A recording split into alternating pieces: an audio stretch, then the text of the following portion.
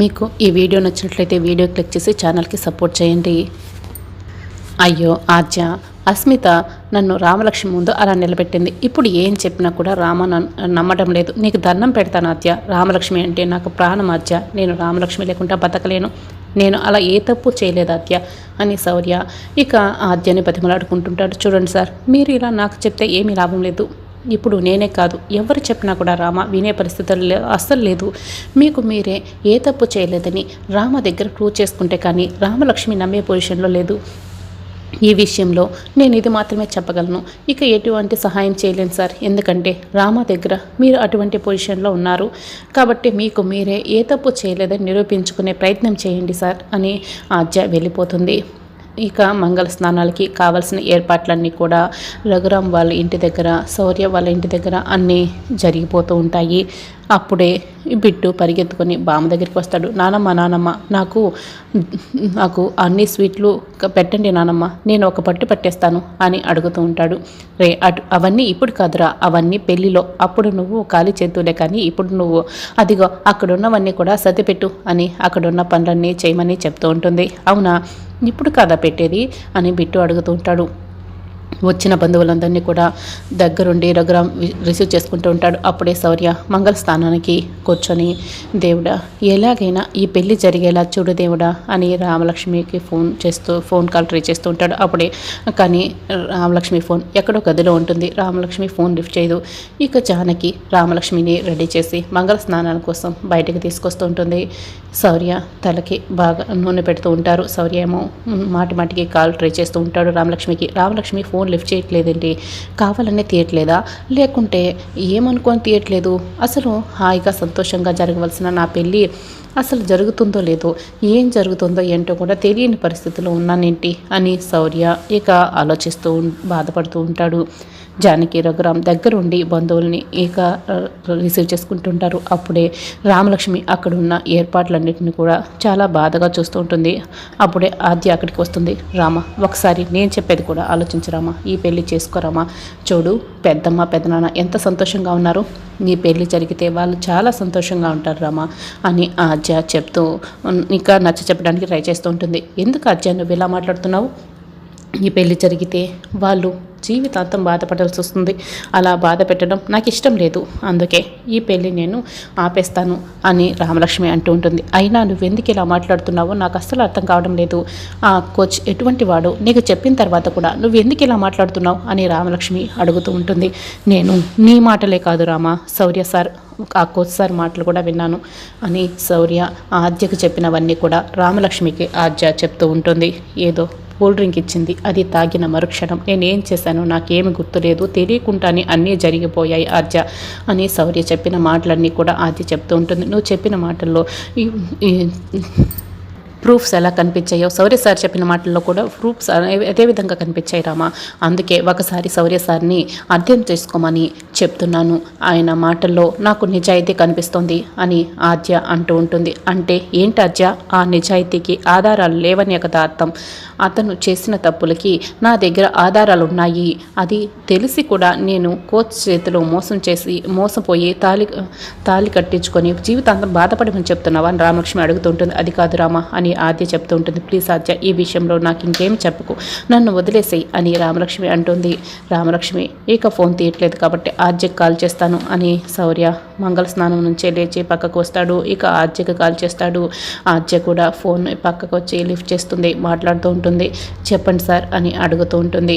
ఆద్య, ఏం జరుగుతుంది అక్కడ, రామలక్ష్మి ఏం చేస్తుంది అని అడుగుతూ ఉంటాడు. మంగళ స్నానానికి రెడీ చేస్తున్నారు అని ఆద్య చెప్తూ ఉంటుంది. అంటే రామలక్ష్మి పెళ్లి చేసుకోవడానికి అంగీకరించినట్లే కదా అని శౌర్య ఇక చాలా సంతోషపడుతూ ఉంటాడు. ఈ మంగళ స్నానాల్లో కూడా పెళ్లిని ఎలా ఆపాలా అని ప్రయత్నిస్తుంది సార్ అని ఆద్య చెప్తూ ఉంటుంది. అదేంటి ఆద్య, నువ్వు చెప్పలేదా, నేను మొత్తం చెప్పాను కదా నీకు అని ఏదో విధంగా ఈ పెళ్లి జరిగేలా చేయాద్య అని ఇక ఆద్యని బతిమలాడుకుంటూ ఉంటాడు. చూడండి సార్, నేను కూడా మీకు ముందే చెప్పాను, రామలక్ష్మి చూపించిన ఆధారాలన్నీ కూడా కరెక్ట్గానే ఉన్నాయి. ఆ పరిస్థితుల్లో ఏ ఆడపిల్ల ఉన్నా కూడా ఇలాగే వ్యవహరిస్తుంది అని.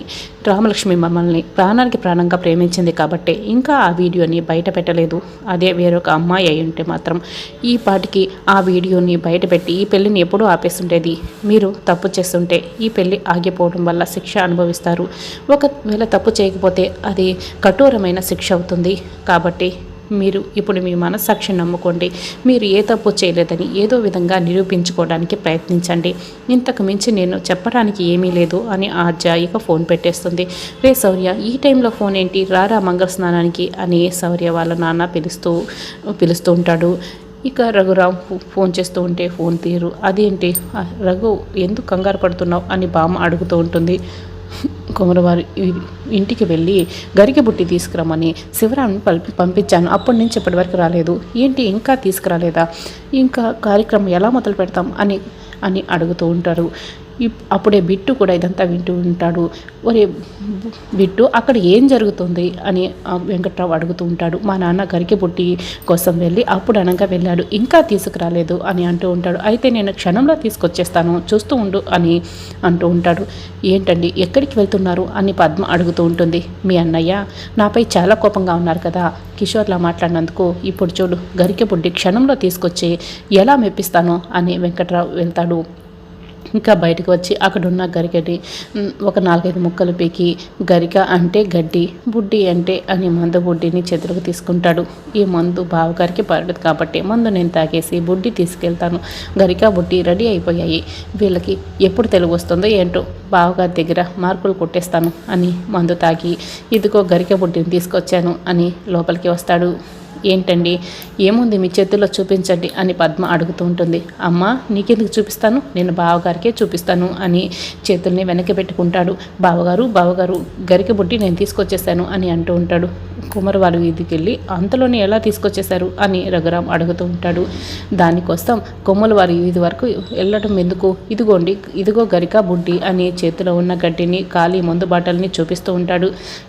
వెంటనే రఘురామ్ వెంకట్రావు పగలగొడతాడు. బావగారు, ఏం చేస్తున్నారు మీరు అని మందు వాసన కూడా కనిపెడతాడు. ఇక రఘురామ్ ఇక కోపంగా చూస్తూ ఉంటాడు. అదేంటి బావగారు, నేను గరిక పుట్టి తీసుకొస్తే నా భుజం తడతారనుకుంటే ఇలా చెంప పగలు కొట్టారు అని వెంకట్రావు ఇక అడుగుతూ ఉంటాడు.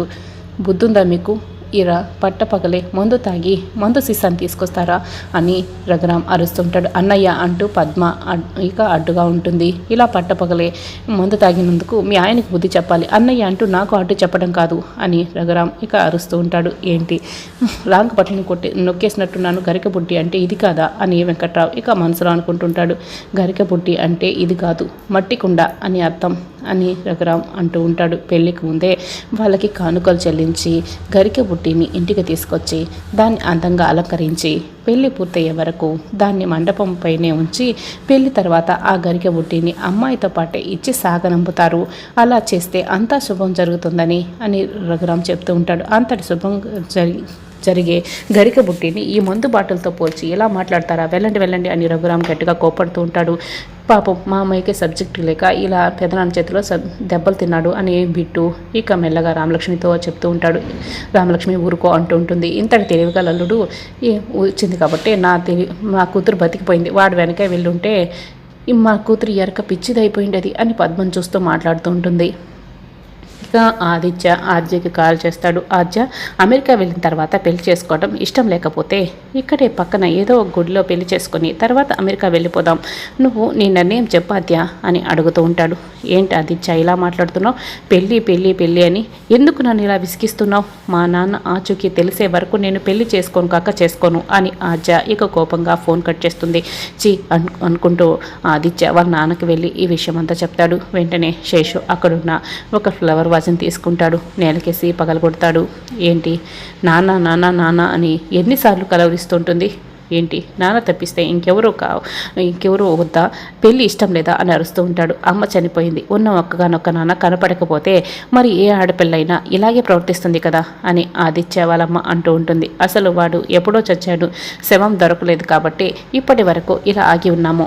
మన ప్లాన్ని సక్సెస్ఫుల్గా అమలు చేయగలిగాం, కానీ ఆ బాడీ అయితే దొరికించలేకపోయాం. అదే కాక ఆ బాడీ దొరికి ఉంటే సీనుగాడు జైలుకి వెళ్ళి ఆదిత్య పెళ్లి జరిగిపోయి మనం అమెరికా వెళ్ళే వాళ్ళం. ఇప్పుడు ఆ కిషోర్ గాడి బాడీ దొరకపోవడం వల్లే ఇదంతా కూడా అని శేషు కోప్పడుతూ ఉంటాడు. మరి ఇప్పుడు ఏం చేద్దాం నాన్న అని ఆదిత్య అడుగుతూ ఉంటాడు. అలా ఎలా పడిపోతావు ఏంట్రా, నేను ఆ కిషోర్ గాడిని వెనుక ముందు ఆలోచించకుండా నీ కోసం, నువ్వు ఆద్యని పెళ్లి చేసుకోవడం కోసం లేపేసిన వాడిని ఇంకో ఇద్దరిని లేపేలేనా ఏంటి అని శేషు చెప్తూ ఉంటాడు. ఇక ఆదిత్య వాళ్ళమ్మ ఇద్దరు షాక్ అయి అలా చూస్తూ ఉంటారు. ఇక రామలక్ష్మి ఇక కూర్చొని ఉంటే ఎక్కడ చూసినా శౌర్యనే కనిపిస్తూ ఉంటాడు.